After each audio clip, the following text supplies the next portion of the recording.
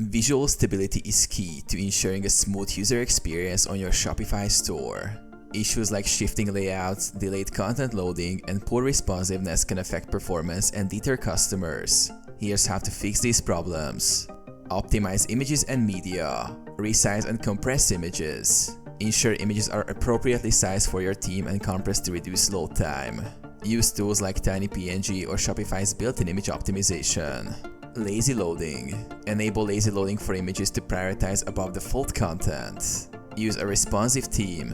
Choose a Shopify theme optimized for mobile and desktop use.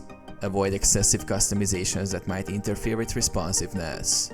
Minimize third-party apps and scripts. Remove unused apps and minimize reliance on third-party scripts. Each app adds code, which can slow down loading times and cause layout shifts. Prioritize critical CSS and JavaScript. Inline critical CSS and defer non-essential JavaScript to ensure faster rendering of above-default content. Implement web fonts correctly. Use system fonts or properly preload custom fonts to avoid layout shifts due to late font loading. Test with Shopify Analyzer. Use tools like Shopify Analyzer or Google Lighthouse to identify visual stability issues and implement their recommendations.